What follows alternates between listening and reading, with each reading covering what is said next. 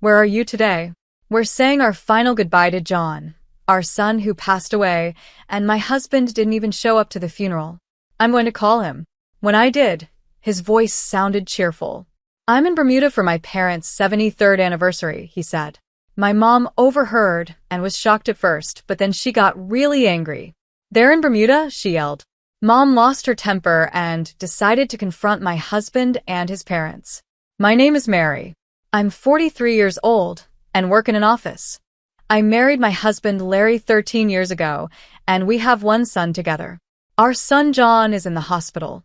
He was diagnosed with leukemia 4 years ago and has been there ever since. Even though he started elementary school, he couldn't go much, but his classmates would visit sometimes, and that made him really happy. Seeing John smile and fight so hard gives me strength. My parents visit John every day too. I can't wait for John to get better so we can go out and eat some delicious food together. My mom says John has been really brave through his tough treatments. My mom is still healthy, but my dad was diagnosed with dementia a few years ago, and sometimes he says things that don't make sense. When he came to see John the other day, he mistook me for a nurse and thanked me for taking care of his grandson. It made me sad, but I was also surprised that he hadn't forgotten about John. Even though he mixes things up, he still knows John is sick. My mom sighed and said it's clear Dad is really worried about John. John understands about dementia too, so when his grandpa says something odd, he just plays along nicely. While John's school friends and my parents are worried about him, it feels like my husband doesn't care. I asked him, "Can't you come visit John? Aren't you worried about him going through all these treatments?" But my husband said, "John doesn't like me, so it's probably better if I don't. I stay away because I'm really busy." It's true that John and his dad didn't get along, but as his father, Larry should still try to be there for him. Larry never helped with taking care of John after he was born, so it's no surprise John didn't like him. Larry seemed to care more about his own parents than his son. Whenever he had free time, he would go to their place, saying he was busy helping them. My in-laws don't seem to care about John either. They hardly ever visit him in the hospital. It's really cold-hearted, not just on Larry's part, but his parents too. My mom was clearly unhappy with how Larry and his parents were acting. She complained with a disapproving look, especially annoyed that my husband doesn't come to see his son. I half-jokingly said, "Maybe I married the wrong person." Larry was so kind when we were dating, but now he's cold to both me and John, even though our son is seriously ill. My husband only seems to care about his own parents, and it's really starting to bother me. Mom seemed to think I regretted marrying Larry. She looked at me sadly and said, "If I had known Larry was like this, I would never have introduced him to you. I feel like I was misled by the uncle who introduced you to. My husband and I met through my dad's brother. It seems my uncle and father-in-law knew each other, and when they talked about finding a wife for Larry, my name came up. I wasn't seeing anyone at the time, so I decided to meet Larry casually. He seemed kind, and I liked him, but I wasn't ready for marriage yet. However, Larry really liked me and asked if we could start dating seriously. Before I knew it, we were getting married. My mom also noticed that Larry's parents changed completely after we got married. Before, they seemed humble, but after the wedding, they became different people. My mother-in-law, who was always smiling before, suddenly turned strict and spoke harshly to me. She said, "Mary, you're part of this family now, so you need to do as I say. If you don't listen, we'll make sure you get a proper divorce quickly." I thought my father-in-law was a quiet man, but he started making insulting remarks like, "We only let you marry Larry because the head of our family introduced you. Otherwise, there's no way we would have let someone like you marry our son." He would say that whenever there was an issue. My uncle runs a real estate company, and my father-in-law has a contract with it. When my uncle introduced me, he apparently mentioned that I was from a wealthy family. Because of this, my father-in-law thought my dad owned a lot of properties, which is why he made those remarks. I hadn't heard anything about this from my dad or uncle, so I believed what my father-in-law said. After we got married, we moved into the house where my maternal grandparents used to live. My grandparents had passed away, and the house was empty, so we renovated it a bit and moved in. My family had considered renting out the house because leaving it empty could lead to it falling apart. But when my husband found out about the empty house, he pleaded with my parents, saying, "I promise we'll take good care of it, so please let us live there. The house is close to her family too, so we can also help look after her parents." That made sense since it was near his family too, and we could both help out our parents. However, having his parents close by, especially after they changed so much after the wedding, became a burden for me. On top of that, Larry would often invite his parents over to our house and start bragging, saying things like, "Our house is new and must make you so jealous. It's a lot bigger, maybe even twice the size of yours." When Larry talked like he owned the place, his father seemed annoyed, but his mother smiled and said, "We could live together here. It might be an old house, but it's better than where we live now." After they left, I asked my husband, "Are you planning to have your parents move in with us? This isn't even your house." My husband just laughed and said it was a joke, but even if he was joking, my mother-in-law seemed serious about moving in, which made me uneasy. After that, my in-laws kept coming over, looking around the house and saying whatever they wanted. Living here would be better than our poor house. At least there's no rent in this dump, my father-in-law said. I was annoyed when he called it a dump, and my mother-in-law ignored me while picking out a room for herself. Since my husband wasn't speaking up, I decided to tell them the truth. We're borrowing this house from my parents. My grandparents used to live here, so of course it's a bit old. My in-laws were surprised to hear that, but then my father-in-law quickly responded with an angry look. "That's why it's in such poor condition." He called it poor, but I thought it was better than their house. My mother-in-law didn't seem to believe me and started saying whatever she wanted, asking, "Why are you lying? I trust my son more than you." Even though my mother-in-law didn't believe me, it didn't change the fact that we were borrowing the house, so I didn't argue further. I was worried about what would happen if my in-laws tried to move in with us, but when I found out I was pregnant, the whole discussion about the moving in stopped. Maybe they realized they'd have to help with the baby if they lived with us, so they suddenly became quiet. My mother-in-law said, "Mary's parents should take care of the baby since they live nearby, so I won't have to do it." I never asked her for help with the baby, but she said that anyway. Since we lived close to both my parents and my in-laws, I couldn't stop thinking that she really didn't want to help with the baby. I wondered how they could not be excited about their first grandchild. When I told my mom what my mother-in-law said, she just laughed and said, "Leave the babysitting to me. You don't need to ask someone who doesn't want to care for their sweet grandchild." I thought my mom was right and planned to ask for her help once the baby was born. After a while, when my son was born, my parents were thrilled, but my in-laws only visited once. My husband also didn't seem moved by the birth of our son, which was disappointing. My mom tried to cheer me up by saying, "Don't worry, once the baby arrives, Larry will develop affection for him. He might not feel like a father yet." But my husband continued to show no interest in our son. Then, when our son turned 6, he became ill. After tests at the hospital, he was diagnosed with pediatric cancer. My husband, who was supposed to support me through the shock, said, "You'll have to cover the medical expenses yourself. It's not my problem." I was angry at his attitude as a father. My mother-in-law also made harsh remarks saying, "It's because Mary passed on her genes that John has cancer. None of our relatives have anything like that, so it must be your fault." Hearing my husband and mother-in-law's comments, my father stood up for me, saying, "Don't you care about John? We'll take care of him, so you can do whatever you want." My father, who was very supportive at that time, made my husband and in-laws leave quietly. Even though I was already distressed by my son's illness, their harsh words made me feel even worse. My mom encouraged me, saying, "Don't be discouraged. John will be upset if you don't stay strong. We'll do everything we can to support you. Let's work together." Encouraged by my mother, I decided to stay strong for my son.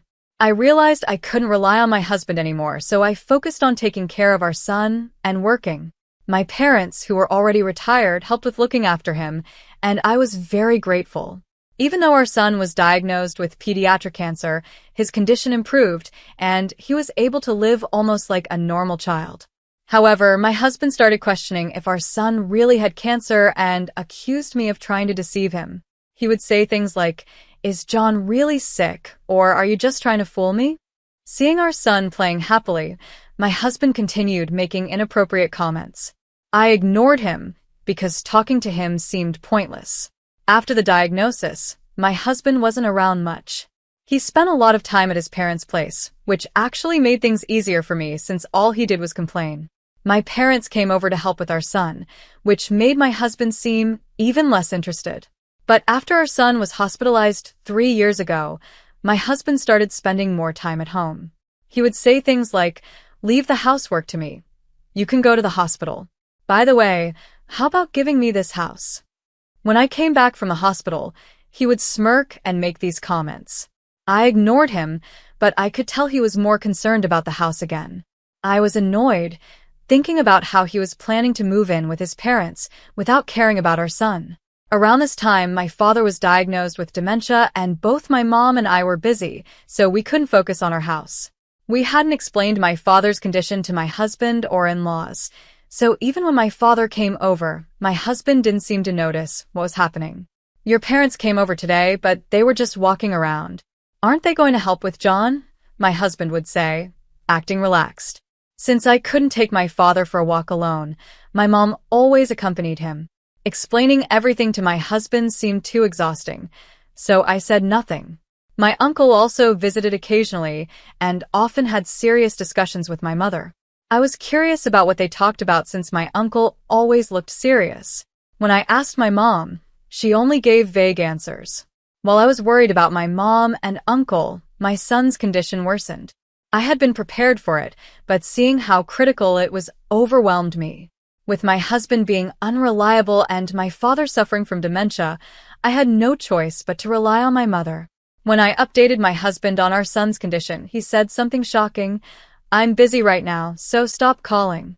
You handle John's situation."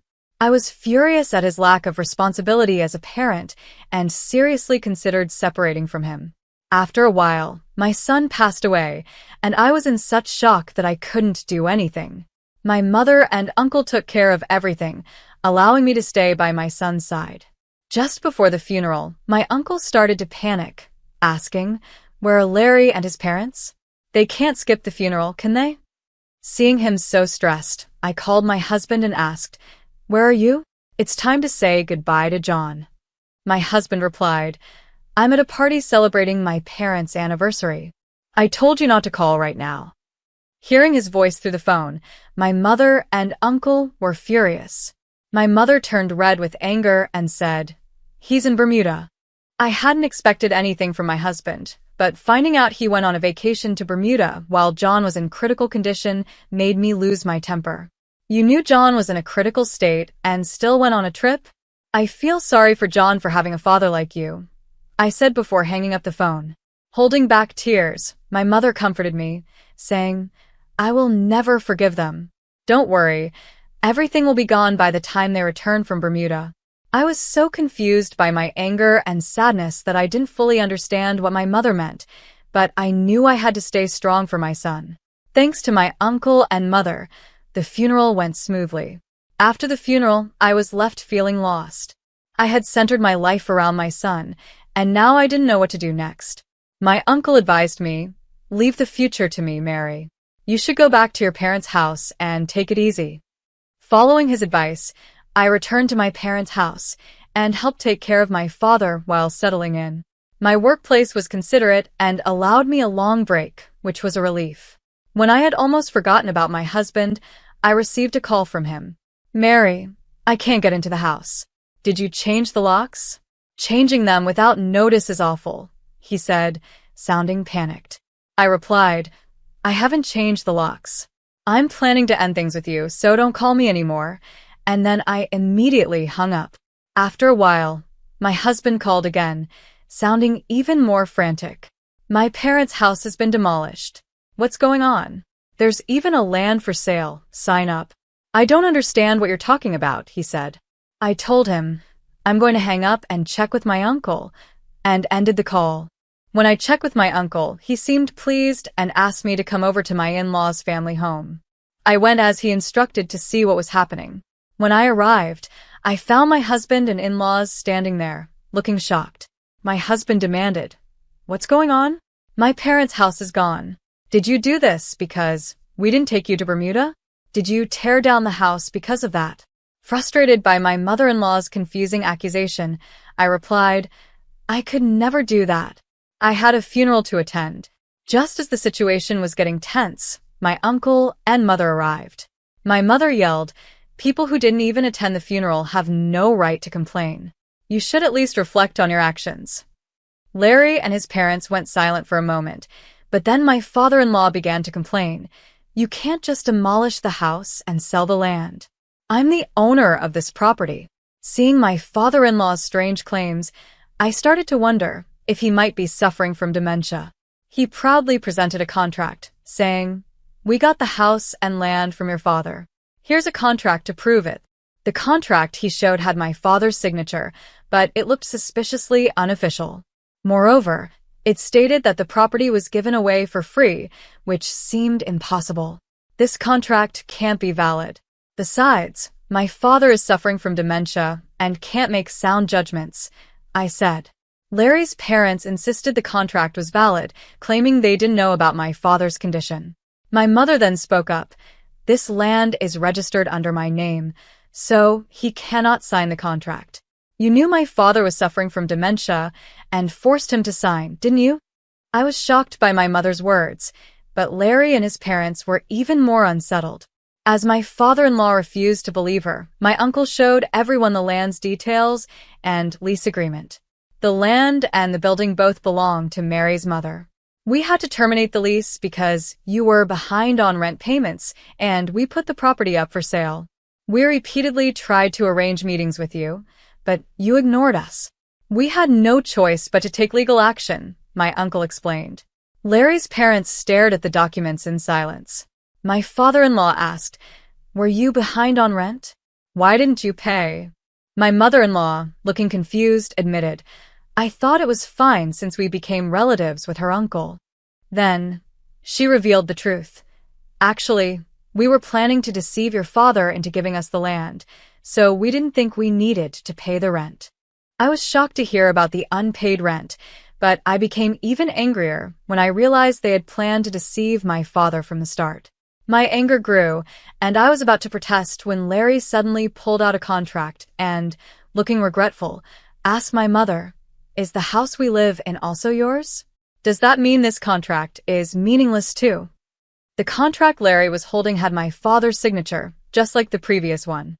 It seemed Larry had misunderstood, thinking our home also belonged to my father, and had created a fake contract.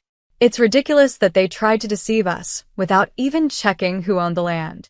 I'm glad we found out in time, my mother said, astonished, while Larry and his parents shook with anger.